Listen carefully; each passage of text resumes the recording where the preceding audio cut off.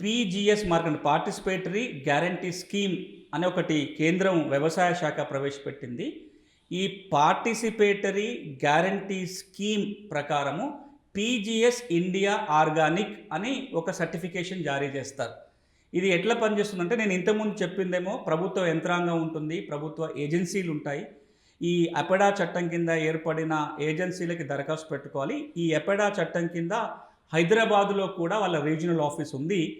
So మొదటి పద్ధతిలో కనుక ఆర్గానిక్ ఉత్పత్తులకి సర్టిఫికేషన్ కావాలి అంటే హైదరాబాదులో ఉన్న రీజనల్ ఆఫీసు కూడా దరఖాస్తు చేసుకొని ఆర్గానిక్ ఉత్పత్తి కింద సర్టిఫికేట్ తీసుకోవచ్చు.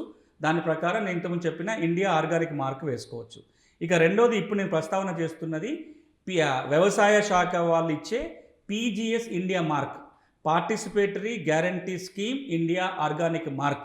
ఇది ఏ విధంగా ఇస్తారు అంటే, ప్రభుత్వ ఏజెన్సీలు సర్టిఫై చేయటం కాకుండా ఎవరైతే వ్యవసాయ ఉత్పత్తుల్ని పండిస్తారో, సేంద్రియ పద్ధతిలో వ్యవసాయం చేసి సేంద్రియ ఉత్పత్తుల్ని పండిస్తారో వారు ఒక గ్రూపుగా ఏర్పడి ఒకరికొకరు గ్యారంటీ ఇచ్చుకుంటారు ఇది ఆర్గానిక్ ఉత్పత్తి అని.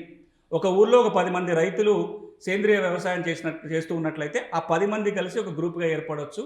ఆ 10 మంది కలిసి ఈ పీజీఎస్ వ్యవస్థ కింద ఒక సర్టిఫికేషన్ కోసం దరఖాస్తు చేసుకున్నట్లయితే వారికి ఒక ఆర్గానిక్ సర్టిఫికేషన్ ఇవ్వటం జరుగుతుంది. ఇది ఆ గ్రూప్ గ్యారంటీ ఇస్తుంది, ఇది సేంద్రియ ఉత్పత్తి అని చెప్పి.